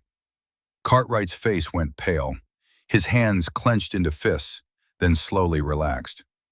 "How did you—" "Because I do my homework. Always." Sarah's voice softened slightly. "I also know that you've been carrying that guilt for 5 years, that you convinced yourself you were protecting her by pushing her out of the program, that you've been failing other women ever since because you can't face what you did to your own daughter." Cartwright sank into his chair like a puppet with cut strings. "Anne was brilliant, top of her class at Annapolis. She would have been a great officer." His voice cracked. "But I was afraid she'd get hurt, afraid she'd die like the others I'd seen die. So I made sure she failed, found technicalities, invented deficiencies that didn't exist. And when she found out, she called me a coward, said I'd betrayed everything the uniform stood for, said she couldn't live in a world where her own father didn't believe in her." Tears ran down Cartwright's weathered face. "She was right about all of it, and I killed her as surely as if I'd pulled the trigger myself." Sarah pulled a chair close and sat down, not judging, not condemning, just listening. "Master Sergeant, I'm going to tell you something that Emma Callahan needs to hear from you, not from me. She's earned her brown belt twice over. You know it. I know it. Every Marine in that gym knows it. Tomorrow when she tests again, you're going to pass her. Not because I'm ordering you to, but because it's the right thing to do. Blackwell will..." Blackwell is going to have bigger problems than one corporal's promotion. Sarah pulled out her phone and showed him a photo of the documents Winters had given her. In 6 weeks, I'm testifying before the Senate Armed Services Committee. I'm going to present evidence that Lawrence Blackwell has been taking bribes to sabotage female special operations candidates for 30 years. That he's responsible for at least 8 deaths, including my mother's. Cartwright stared at the phone. Jesus Christ, if you present that, he'll come after you with everything he's got. Let him come. I beat 8 of your Marines in 14 minutes. I can handle 1 corrupt bureaucrat. Sarah leaned forward. But I need allies. People who'll testify to what they've seen. People who'll confirm the pattern of sabotage and intimidation. People who'll stand up and say, enough is enough. You want me to testify? I want you to tell the truth about Anne, about the women you failed on Blackwell's orders, about the system that's been killing capable people to protect corporate profits. Sarah met his eyes. Your daughter died believing you were a coward. Don't let her be right. Cartwright was silent for a long moment. Then he straightened in his chair, his jaw setting with something that might have been determination, or might have been the last shreds of his self-respect asserting themselves. I'll testify. I'll tell them everything. About Anne, about the orders I received, about the women I failed. He paused. And tomorrow, Emma Callahan gets her brown belt. No technicalities, no invented deficiencies. She's earned it. The next morning, the entire unit assembled to watch Emma's evaluation. Sarah had insisted on it being public, transparent, no room for Cartwright to back out or manufacture another excuse. Emma fought 3 opponents. First, Corporal Kowalski, 6'4", 240 pounds of muscle. She survived the full 2 minutes using the techniques Sarah had taught, making him work for every inch of mat space, landing clean combinations that showed skill rather than power. Second opponent was Sergeant Morrison, faster and more technical. Emma adapted mid-fight, switching strategies when Morrison adjusted to her patterns. It was beautiful to watch, a fighter thinking in real time, solving problems as they emerged. Third opponent was Master Sergeant Cartwright himself. The gym went silent when he stepped onto the mat. Emma's face showed uncertainty for the first time. This was the man who'd failed her twice before. The man who'd held her back for reasons that had nothing to do with her capability. Fight. Cartwright came in hard, aggressive, trying to overwhelm her immediately, testing her, pushing her, demanding that she prove beyond any shadow of doubt that she belonged.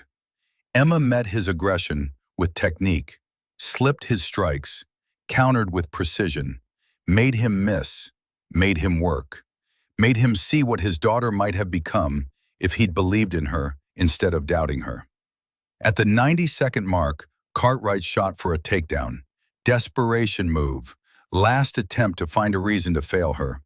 Emma sprawled perfectly, caught him in a guillotine choke that Griffin himself would have applauded. Cartwright's face went red, then purple. His hands slapped the mat once, twice, 3 times. Emma released immediately and rolled away, breathing hard, staring at Cartwright with an expression that demanded acknowledgement. He stood slowly, walked to the center of the mat where the evaluation panel waited. 3 judges. All of them had watched Emma fail twice before, all of them wondering if this time would be different. Corporal Emma Callahan, Cartwright's voice carried across the silent gym. That was the best technical fighting I've seen from a candidate in 15 years. You didn't just meet the standard, you exceeded it substantially. He paused, and Sarah could see him wrestling with demons she couldn't imagine. You pass, unanimously, with honors. The gym erupted. Marines who doubted Emma, who dismissed her as too small or too weak, were suddenly on their feet cheering. Holbrook was shouting encouragement. Maddox was grinning like he'd won the fight himself. But Sarah watched Cartwright, watched him stand apart from the celebration, his face working through emotions that had been buried for 5 years. Emma approached him slowly, extended her hand. Thank you, Master Sergeant. Cartwright didn't take her hand. Instead, he did something Sarah hadn't expected. He saluted her. Full military salute, the kind reserved for officers or moments of profound respect. No, Corporal, thank you. You just taught this old sergeant something about courage. His voice broke. My daughter Anne would have been proud to serve with you. I'm sorry I never gave her that chance. Emma's eyes filled with tears. She returned the salute, crisp and perfect. Later that afternoon, Sarah received a phone call. Colonel Marcus Phillips, commanding officer of Advanced Combat Training Command at Quantico. Summons to his office. No explanation. Sarah reported at 1400 hours exactly.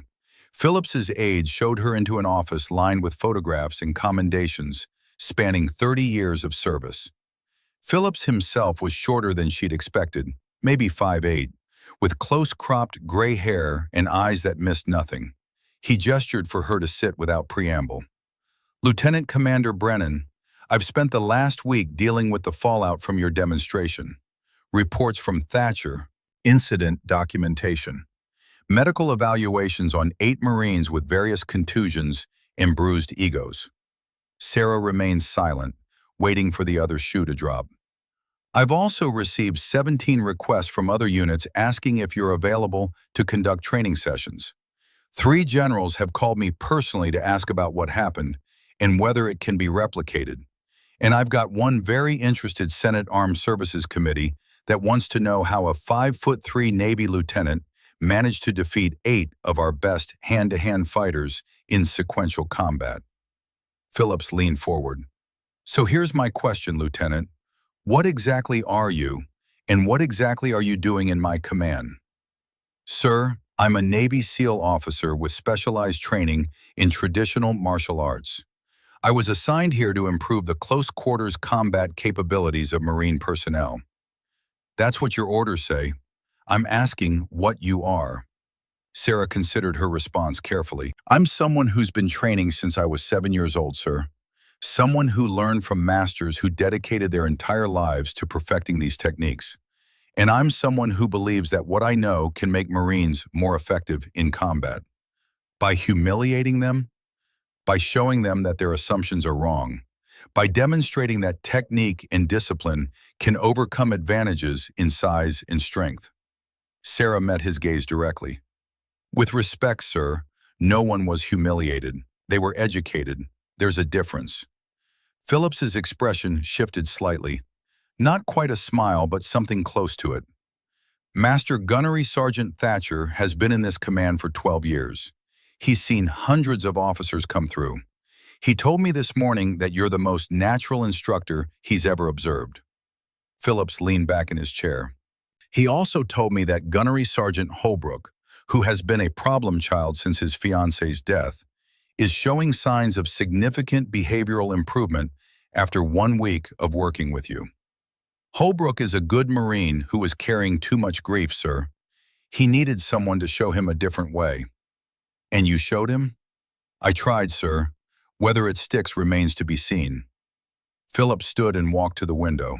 For a long moment, he just looked out at the training grounds below. When he spoke again, his voice was quieter, more careful. Lieutenant, I'm going to tell you something that doesn't leave this room. Yes, sir. There's a review being conducted at the Pentagon level, looking at gender integration in combat roles, looking at whether women should continue serving in positions like the one you hold. He turned to face her. There are people, powerful people, who want to roll back the progress of the last decade, who want to return to the days when combat was an exclusively male domain. Sarah felt something cold settle in her stomach, though she kept her face neutral. I wasn't aware of that, sir. No reason you would be. It's being done quietly. Committees and studies and recommendation reports. The kind of bureaucratic warfare that never makes headlines, but changes everything. Phillips walked back to his desk. What happened last week? That's exactly the kind of evidence they don't want to exist. Concrete, undeniable proof that a woman can outfight men who outweigh her by 50 to 90 pounds. What do you need from me, sir? I need you to keep doing what you're doing. Train these Marines. Document your methods. Build a record of success that's so overwhelming it can't be dismissed or ignored." Philip sat down heavily. "And I need you to understand that not everyone at this base or in this military is going to be happy about it. You've made enemies you don't even know about yet." "Sir, with respect, I've been making enemies like that my entire career. My mother made them before me. We don't serve to be popular. We serve to be effective." Phillips's expression softened slightly. "Your mother, I knew Master Chief Catherine Brennan. Served with her briefly during joint operations in 2018. She was one of the finest operators I ever met. Thank you, sir. She would be proud of what you did last week and what you're building here." Philip stood, signaling the meeting was ending. "Keep building it, Lieutenant. Build it so well they can't tear it down. That's an order." Sarah stood and saluted. "Understood, sir." She was halfway to the door when Philip spoke again. "Lieutenant," she turned, "the Marines you fought last week, the ones watching, the ones who've spent years believing certain things about women in combat." His voice was quieter now. "You changed some minds. Not all of them. Some people will never change. But some of them saw something they'd never seen before, and they're never going to be able to unsee it. That matters. That matters more than you know." 6 weeks passed in intensive preparation. Sarah trained during the day and built her case at night. The files from Locker 247 filled her quarters. Decades of evidence meticulously organized by her mother. Financial records showing bribes, mission reports proving sabotage, death certificates with altered autopsy findings, witness statements from operators who'd seen women fail because equipment was deliberately defective or training protocols were rigged.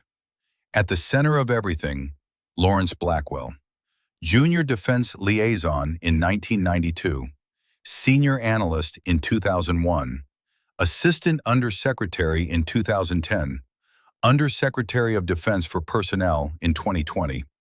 A 32-year career built on ensuring that women never succeeded in combat roles.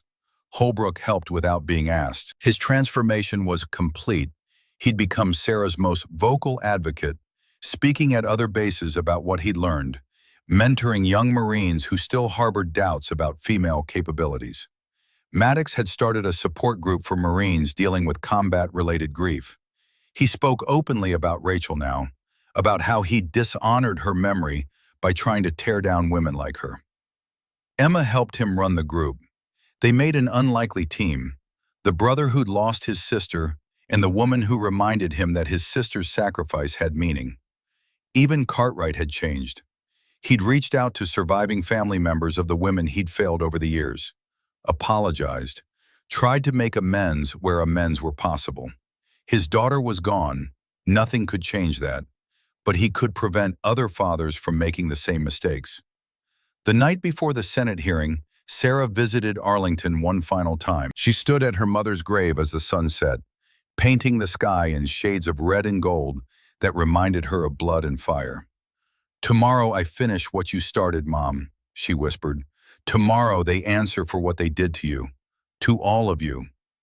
She placed Admiral Winters' Navy Cross at the base of the headstone. Winters had died 2 weeks earlier, surrounded by the 3 surviving Valkyrie operators. Her final words had been instructions for Sarah. "Make them pay. Make them remember. Make sure we didn't die for nothing." Sarah intended to honor all 3 requests. The Senate Armed Services Committee hearing room was packed when Sarah arrived. Media filled the back rows. Military brass in dress uniforms lined the walls. And at the witness table, looking confident and composed, sat Undersecretary Lawrence Blackwell. He was 58 years old, silver-haired and distinguished, with the kind of face that inspired trust. A man who'd spent 3 decades cultivating relationships, building power, ensuring that his version of reality was the only one that mattered. Sarah took her seat at the opposite end of the witness table. She was in dress whites, her seal trident gleaming. Her mother's Navy Cross, borrowed from Winters, who'd been awarded it posthumously along with Catherine, rested over her heart where regulations didn't technically allow it. Let them object. Let them try to make her remove it. She'd welcome that fight. The committee chairman, Senator Patricia Morrison from Virginia, called the hearing to order. We're here today to review policies regarding gender integration in combat roles. Our first witness is Undersecretary Lawrence Blackwell, who has prepared testimony regarding effectiveness metrics. Blackwell stood, adjusted his microphone, smiled that confident smile that said he owned this room and everyone in it. Thank you, Madam Chairman. Over the past 30 years, my office has conducted extensive research into combat effectiveness across gender lines. Our findings are clear. Mixed-gender combat units show decreased effectiveness in high-stress scenarios. Response times are slower. Unit cohesion suffers. Mission success rates decline. He produced charts and graphs, data that looked impressive if you didn't know how it had been collected. Statistics that told the story Blackwell wanted told. Based on this data, my recommendation is that we restrict combat roles to male personnel, not because women lack courage or commitment, but because the physical realities of combat operations create unavoidable challenges that decrease overall effectiveness. He sat down, looked pleased with himself. Senator Morrison turned to Sarah. Lieutenant Commander Brennan, you've requested to testify in response to Undersecretary Blackwell's statements. Sarah stood. No notes, no charts, just her and the truth. Madam Chairman, members of the committee, 6 weeks ago at Quantico, I fought 8 Marines in sequential combat. 2-minute rounds, full contact, no breaks. I won all 8 fights. She produced video footage on the screens behind her. The fights played in fast motion, 14 minutes compressed to 3. The room watched in silence as she systematically defeated men twice her size. These Marines are among the best fighters on the East Coast. They outweighed me by an average of 80 pounds. They had reach advantages ranging from 6 to 12 inches. By every physical metric that Undersecretary Blackwell's research emphasizes, I should have lost. I didn't lose because physical metrics aren't the whole story. She switched to training footage. Emma's brown belt evaluation. Footage of female Marines excelling in exercises that Blackwell's data said they should fail. Undersecretary Blackwell's research has a fundamental flaw. It measures outcomes without examining why those outcomes occurred. Let me show you why. She produced the first document, a 1992 memo from Blackwell recommending that Project Valkyrie be classified. In 1992, 12 female operators completed a program that proved women could succeed at the highest levels of special operations.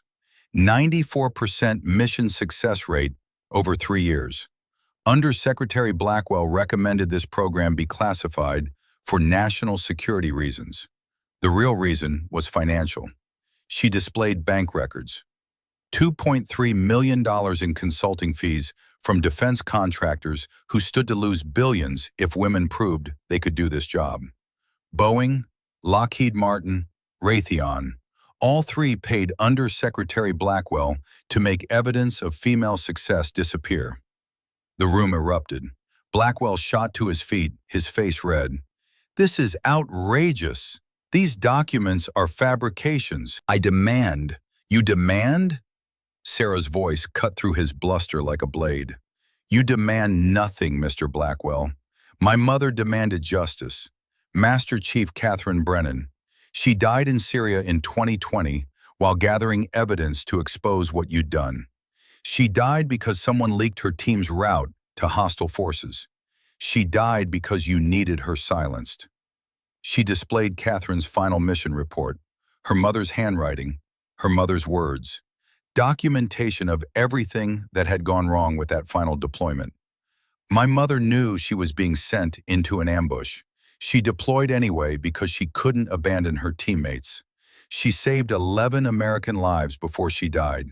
The Navy Cross they awarded her posthumously isn't in dispute, Mr. Blackwell. The only question is whether you're going to answer for her murder. Murder? Blackwell's composure was cracking. You can't possibly prove. I can prove all of it. Sarah displayed more documents. 4 other Valkyrie operators died between 1993 and 2019. All ruled accidents, training mishaps, equipment failures. I have evidence that every single death was sabotage. She looked directly at Blackwell. You've been killing women for 30 years to protect your career and corporate profits. Today that ends. The chairman's gavel came down. Order! Lieutenant Commander, these are serious allegations. Do you have concrete proof? I have 30 years of proof, Madam Chairman. Financial records, mission reports, witness testimony. Sarah gestured to the gallery. And I have witnesses willing to testify. Holbrook stood in the gallery. Gunnery Sergeant Marcus Holbrook, United States Marine Corps. I was taught to blame women for my fiancé's death. Lieutenant Commander Brennan showed me that my fiancé died because of sabotaged equipment, not gender. The maintenance officer who signed off on that equipment works for Under Secretary Blackwell. Cartwright stood. Master Sergeant Vincent Cartwright. I was ordered by Under Secretary Blackwell to fail female candidates regardless of their qualifications. My daughter Anne died by suicide after I followed those orders. I have documentation of every order I received. More people stood. Former instructors, retired officers, Marines who'd witnessed the systematic sabotage of female careers. One by one, they testified to what they'd seen, what they'd done, what they'd been ordered to do. The room dissolved into chaos. Blackwell tried to speak, tried to defend himself, but his words were drowned out by the weight of 30 years of evidence.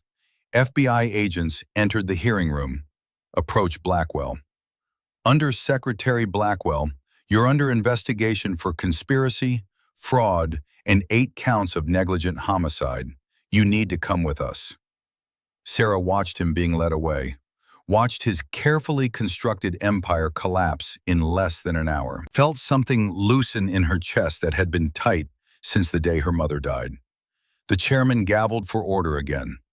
Lieutenant Commander Brennan, in light of this testimony, this committee unanimously recommends the following: full declassification of Project Valkyrie, restoration of service records for all 12 operators, national implementation of your training protocols, and a full criminal investigation into Undersecretary Blackwell's conduct. Sarah saluted. Thank you, Madam Chairman. 3 months later, Sarah stood at Quantico for Master Gunnery Sergeant Raymond Thatcher's retirement ceremony. Full military honors. A career spanning Desert Storm, Kosovo, Iraq, Afghanistan. 33 years of service to a nation that didn't always deserve the warriors it produced. Sarah presented him with a challenge coin she'd had specially made. For the instructor who never gave up on excellence. Thatcher held the coin in weathered hands, studied it, looked at Sarah with eyes that had seen too much war and not enough justice. Your mother would be proud, he said. Hell, I'm proud. I couldn't have done it without you. You could have, but I'm glad you didn't have to. He pinned the coin to his uniform. What's next for you, Lieutenant Commander? Director of Advanced Combat Training for the Department of Defense. Effective next month, I'll be implementing new protocols across all branches. And Holbrook? Master Sergeant Holbrook will be my deputy. He's earned it. That evening, Sarah returned to Arlington one final time, placed a folded American flag at her mother's headstone, the flag from Winters's funeral, bequeathed to Sarah in her will. We finished it, Mom, she whispered. Valkyrie is public. The women are remembered. Blackwell is facing trial. Everything you worked for, it's done. She traced her mother's name on the marble, thought about all the conversations they'd never have, all the victories Catherine would never see, all the changes that had come too late to save her, but might save countless others. A young woman approached hesitantly. Teenage girl, maybe 16, wearing civilian clothes but carrying herself like military family. Excuse me, ma'am, are you Lieutenant Commander Brennan? I am. My name is Sophie Thatcher, Master Gunnery Sergeant Thatcher's granddaughter. He said you trained the best warriors he'd ever seen. The girl's eyes were bright with determination. I want to be a SEAL. Can you tell me how? Sarah looked at this girl, this future warrior, and saw herself at 16, saw her mother at 16, saw all the women who'd fought and bled and died to create a world where a teenage girl could dream of becoming a special operations soldier without anyone telling her it was impossible. Let me tell you about a woman named Catherine Brennan, Sarah said. She taught me that strength isn't measured in pounds or inches. It's measured in will, skill, and heart. If you've got those three things, everything else is just details. Sophie pulled out a notebook, started taking notes with the intensity of someone who understood that every word mattered. Sarah taught until the sun set, taught about discipline and control, about technique over strength, about the long road that lay ahead and the sacrifices it would demand, about all the people who would doubt her and all the reasons why their doubts didn't matter. When they finally parted, Sophie shook Sarah's hand with a grip that would have made Thatcher proud. I'll see you at Quantico, ma'am, in 2 years, after I finish at Annapolis. I'll be waiting, Sophie, and I'll be ready to train you properly. Sarah watched her walk away through the rows of white markers, watched her disappear into the gathering darkness with purpose in every step. Sarah knelt at her mother's grave one final time. Not to mourn, she'd done enough of that, but to report. Mission complete, Master Chief, she said, using her mother's rank, the way Catherine would have wanted. Project Valkyrie declassified, enemy neutralized, next generation trained and ready. She placed her hand flat on the marble, felt the cold stone that marked where her mother's body rested, but not where her spirit lived. That spirit was in every Marine Sarah had trained, every technique she'd taught, every barrier she'd broken. I used to wonder if I'd ever be half the operator you were, Sarah said quietly. Turns out I didn't need to be. I just needed to finish what you started. The wind shifted, carrying the scent of fresh-cut grass in distant rain. Somewhere, a flag snapped against its pole. The eternal sounds of Arlington, a place where the dead never truly left and the living never stopped fighting. Rest easy, Mom. I've got the watch now. Sarah closed her eyes, felt the weight of the past 3 months settle onto her shoulders. The fights, the conspiracy, the testimony, the victory that had come at such terrible cost. But beneath the weight, she felt something else. Pride, purpose, the absolute certainty that what she'd done mattered, that the path she'd cleared would make the journey easier for those who came after. Control and discipline. That was the only true way, and she would teach that truth to every warrior who came to her seeking wisdom, male or female, large or small, traditional or unconventional. Anyone who had the will to fight and the heart to endure would find a teacher in Sarah Brennan. Her mother's legacy was secure. Valkyrie would be remembered, and the next generation of warriors would stand on the foundation that Catherine and Sarah had built together across 2 lifetimes of service. Sarah walked back across Arlington toward the entrance, past thousands of graves holding thousands of warriors who had given everything for something bigger than themselves. She carried with her the knowledge that she'd finished what her mother started, that justice had been served, that the system was changing. Tomorrow would bring new challenges, new students to train, new battles to fight. But tonight, in the quiet peace of Arlington National Cemetery, Sarah Brennan allowed herself to feel what she rarely permitted: satisfaction. 8 rounds had started it, a Senate hearing had finished it, and somewhere between those 2 moments, a daughter had honored her mother's sacrifice by refusing to let it be forgotten. The stars emerged overhead, cold and distant and eternal. Sarah looked up at them and thought about all the warriors who had looked at those same stars throughout history, all the people who had fought for what they believed in, all the ones who had died so that others might live free. Her mother was among them now, part of that eternal watch. But her work lived on in Sarah, in Holbrook, in Emma, in Sophie, in every person who believed that excellence had no gender and capability had no limits except the ones we imposed on ourselves. Sarah walked toward the cemetery gates, toward her car, toward whatever came next. She didn't look back at her mother's grave, didn't need to. Catherine Brennan was with her always. In every technique she taught, every student she trained, every barrier she broke down. Control and discipline, will, skill, and heart. The only true way. And Sarah Brennan was just getting started.